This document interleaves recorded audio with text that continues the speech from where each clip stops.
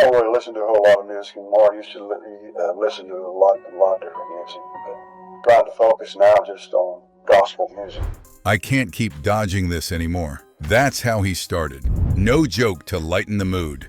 No quick deflection. Just a pastor standing there, shoulders heavy, finally saying the one sentence Elvis fans never expected to hear from him. For a second, the room didn't even breathe. People had flown in from other states, some from other countries, just to hear that voice in person. The voice they'd compared on YouTube, slowed down, analyzed, replayed next to old Elvis recordings. The voice they'd argued about for years in the comment sections. But that day, Pastor Bob Joyce didn't smile when Elvis's name was mentioned. He sighed. And then he admitted something that cut way deeper than a simple yes or no to the questions people keep chasing. He said, "These questions about Elvis, they've followed me for years. And whether you realize it or not, they say more about your heart than they ever will about mine." You could almost feel the confusion, because for a long time the story has been simple. Is Pastor Bob actually Elvis? Is Elvis alive, hiding as a pastor, singing gospel, and preaching about God? Whole channels, forums, and friend groups have been built around just that one idea. People pause his sermons not to hear the message, but to freeze a frame and compare noses, eyes, jawlines. They're listening, but not really listening. And he knows it. He's seen the comments. He's read the emails. He's talked to the people who cry in front of him and whisper, "I just had to see Elvis one more time." So when someone in the congregation finally raised their hand and asked a question that wasn't wrapped in a joke, it hit differently. "Pastor Bob," they said, "what do you really think about Elvis Presley?" Not, "Are you Elvis?" Not, "Did he fake his death?" But, "What do you really think about him?" And that's when something in him seemed to shift. He admitted that Elvis's name has become a shadow that follows him into almost every room he walks into. A name that shows up in his inbox, in his YouTube comments, in whispered conversations after the service ends. A name that people sometimes care more about than the name he's actually preaching. He admitted that Elvis's life haunts him, not in a spooky, supernatural way, in a human way. He talked about fame and how it can wrap around a man's throat like a golden chain, how you can sing about God and still feel completely lost, how you can be surrounded by people and still be more alone than you've ever been in your life. He said Elvis knew about God. Elvis loved gospel music. Elvis felt pulled toward something higher. But the world kept dragging him back onto the stage, back into the lights, back into the noise. And here was the part that made people lean in. Pastor Bob admitted that in a strange and painful way, he feels connected to that struggle. Not because of a rumor, not because of conspiracy theories, but because every time someone looks at him and hears Elvis, they are really hearing the echo of a man who wanted peace and never truly found it. He said, "Every time someone comes up to me and says, 'Are you Elvis?' what I really hear is, 'Please tell me there was still hope for him. Please tell me he wasn't too far gone.'"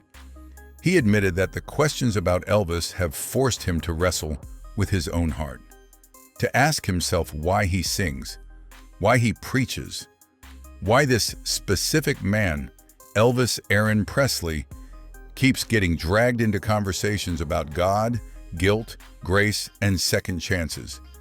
And then he said the line that stuck with people long after they left: "If Elvis had truly understood what I know now, things might have ended very differently for him."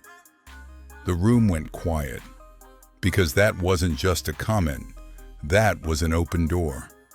What does he know now? What did Elvis miss? What truth could have changed the ending of the most famous story in rock and roll? Some people there that day thought he was about to reveal some hidden secret, something only a few insiders knew. Others thought he was finally going to feed the rumors, say something that would prove everything they've believed for years. But that's not what happened. Instead, Pastor Bob stood there, carrying the weight of a man he's never met, and yet hears about almost every single day, and admitted that Elvis's rise and fall aren't just entertainment to him. They're a warning. They're a mirror. They are a picture of what happens when talent and torment collide, and nobody ever fully surrenders their heart to the only one who can handle that kind of pressure. And still, the question hung in the air, heavier than before. What exactly is this truth Pastor Bob claims to understand now? And why is he so sure Elvis never had the chance to live it out? To answer that, we have to step back into Elvis's world, into Bob's world, and into the life of a man whose voice still echoes long after the curtain fell. To understand that truth Pastor Bob talked about, you have to understand what it feels like to open your mouth and hear another man's ghost come out. Because before he was that Elvis-sounding pastor on YouTube, Bob Joyce was just a man who loved to sing about God. No theories, no slowed-down comparison videos, no strangers flying in with old vinyl records in their bags. Just a pastor, a microphone, and a small church. The first time someone told him, "You sound just like Elvis," he shrugged it off. Lots of singers in the South grew up with gospel, with that rich, deep, emotional style. Elvis didn't invent that tone. He drank from the same well everyone else did. But then it happened again, and again, and again. People didn't just say it casually. They said it with shaking hands, teary eyes, and stunned faces. I closed my eyes, and it was like Elvis was right here. They weren't talking about the message. They were talking about the voice. At first, Bob tried to be polite. Smile. Nod. Maybe say something like, "Well, Elvis sang some beautiful gospel, didn't he?" Then he'd turn their attention back to the sermon, back to the scripture, back to what he actually wanted them to hear. But the comments kept coming. Someone recorded a service. The clip made its way online. A few hundred views turned into a few thousand, then tens of thousands. He talked about how Elvis grew up with hymns and gospel quartets, how the gospel wasn't a side hobby for him. It was part of his roots. Elvis sang about Jesus with tears in his eyes. He asked spiritual questions. He wrestled with guilt and longing, just like anyone else. Then Bob said something harder. Knowing about God is not the same as walking with Him. You could feel the weight of that sentence. He explained that you can sing gospel songs, donate money, even talk about faith in interviews, and still be completely lost on the inside. Fame doesn't automatically mean you're far from God, but it doesn't protect you from your own demons either. And Elvis had demons. Bob didn't list them to shame him. Instead, he framed them like this. Imagine having the whole world watching you, wanting a piece of you, cheering for you, and yet you can't escape your own pain when you're alone. Fame can fill your ears with applause and still leave your heart completely empty. Then came the part that some people found shocking. He said, if Elvis stood before God with nothing but his fame, he'd have nothing. No crowns, no trophies, no reason to boast. That part of his life, the shows, the screaming crowds, the gold records, none of that could save him. Silence. Because that's not how most fans want to think about their hero. But Bob wasn't finished. he followed with something gentler, but just as piercing. But if he ever truly stood before God with even one moment of real, desperate faith, if he ever cried out in his heart and meant it, even in the middle of all that chaos, that's all it takes. That's grace. It wasn't a clean answer. It wasn't a promise that Elvis is definitely in heaven. And it wasn't a cold statement that he's not. It was something harder to swallow. We don't get to use Elvis as proof that anyone can live however they want and still breeze into eternity without repentance. And at the same time, we don't get to write him off as too far gone for mercy either. Bob admitted that people constantly ask him that question. Was Elvis saved? Not just because they're curious about a celebrity, but because they're really wondering about themselves. They see their addictions, their failures, their double lives, and they hope there's still a chance for someone like them. If God could forgive Elvis, they think, maybe he can forgive me. Bob said that's why the question scares him. He doesn't want to turn Elvis into a comforting fairy tale that lets people stay stuck. But he also doesn't want to shut the door on hope for anyone who's truly crying out for another chance. So instead of giving a simple yes or no, he talked about what Elvis's story has come to mean to him as a pastor. He said, Elvis's life is a picture of a man pulled in two directions, the call of the stage and the call of his soul. And every time you choose the stage over your soul, something in you dies a little more. He admitted that he feels that tension personally, that every compliment about his voice, every comparison, every person who comes just to see Elvis forces him to ask, am I here to feed nostalgia or to point people to the only one who can save them? Then came another admission. Bob shared that there were times he wanted to stop singing altogether, just to escape the comparisons, to shut down the rumors, to remove the distraction. But he also felt a responsibility, because he knows people are listening who might not step into another church. People who came for Elvis, but might stay long enough to hear about Christ. So what does Pastor Bob really believe about Elvis's soul?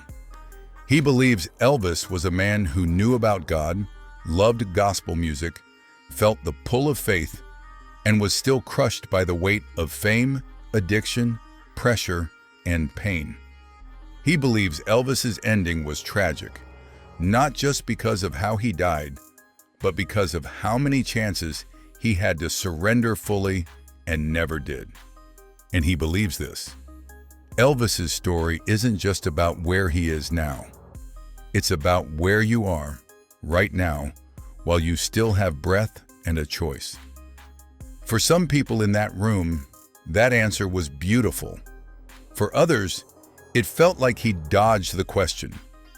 But one thing was clear. Pastor Bob was done treating Elvis's name like a game. And in the next breath, he would draw a line that would leave some people grateful and others so offended they'd never listen to him the same way again. In the end, the most shocking thing Pastor Bob admitted wasn't really about Elvis at all. It was about us. He said, if you came here to see Elvis, you came for the wrong person. You could almost feel a shift in the room when he said it. Some people took it like a gentle slap of truth. Others stiffened, offended, as if he just insulted their reason for being there. But he didn't stop. He went on. I understand why you feel that way. I know what Elvis meant to you. I know some of you grew up with him. You fell in love to his songs. You cried when he died. I'm not mocking that. I'm not belittling it. I'm saying, don't turn that into an idol. That word, idol, hung in the air like a heavy cloud.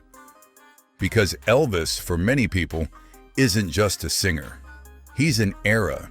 He's a feeling. He's the face of their youth, their memories, their better days. And here was a pastor saying, as kindly but as firmly as he could, that even that kind of love can cross a line. He admitted that he is deeply uncomfortable with people treating him like some kind of hidden king, a secret legend hiding behind a pulpit. He said that every time someone tries to push him into that role, it reminds him of what destroyed Elvis in the first place. Elvis was crushed under the weight of what people wanted him to be, Bob said quietly. I will not step into that same trap just to satisfy curiosity. He explained that when people chase theories and rumors about who he is, they're often doing it to avoid the harder question, who am I? Really? When nobody's watching? It's easier to debate whether Elvis is still alive than to admit we've let things die in our own lives, our faith, our integrity, our marriages, our prayer life, our honesty. So Bob drew a clear line. He said he would not stand in his own church and encourage people to chase a man's legend more than God's presence. He would not turn the pulpit into a stage for a resurrected fantasy. He would not use Elvis's name as bait just to gain more views, more clicks, more attention. He said, if you stay because you like how I sing, fine.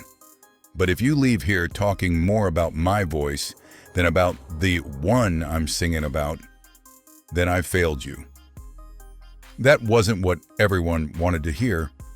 Some people wanted a wink, a hint, a secret nod that kept the game going. Others wanted him to swear in detail that he was not Elvis and never would be, like a defendant on trial. But Bob wasn't interested in winning an argument.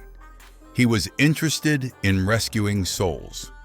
So he turned the conversation back to Elvis one last time, but not as a theory or a mystery, as a human being.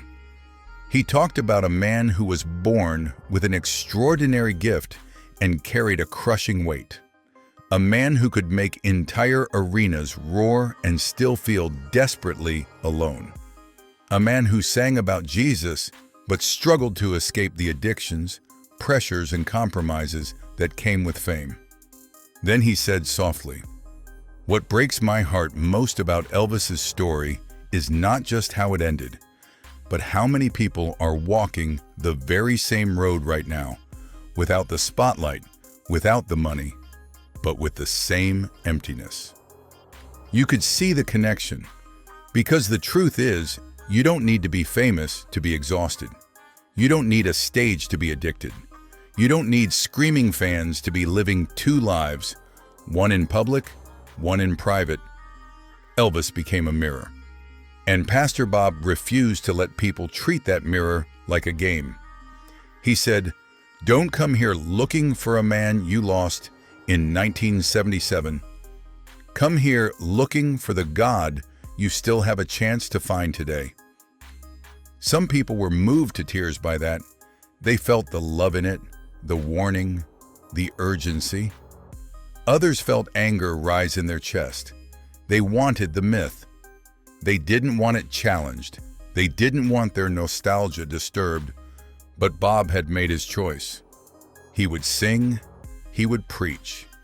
He would carry the burden of that familiar voice. But he would not bow down to Elvis Presley, and he would not let anyone bow to him either. Because, as he reminded them, Elvis was just a man. A talented, complicated, broken man who needed mercy just like anyone else. If Elvis didn't get the chance to fully turn his life around in time, he said, you still do. Don't waste that chasing a rumor when you could be chasing God. And maybe that's the real shocking thing, Pastor Bob Joyce admitted. Not that he knows some hidden secret about Elvis's identity, but that Elvis's greatest legacy might not be his music or his movies or his legend. It might be the warning in his story and the open door his memory still leaves for anyone willing to walk a different road. Because whether you believe the theories or not, one question still remains. While you're busy asking what really happened to Elvis, what honestly is happening to you? If this story made you stop and think, not just about Elvis, but about your own life, don't let that feeling fade. Subscribe, leave a comment, and share this with someone who needs it. Stay with us as we keep uncovering the real human stories behind the legends.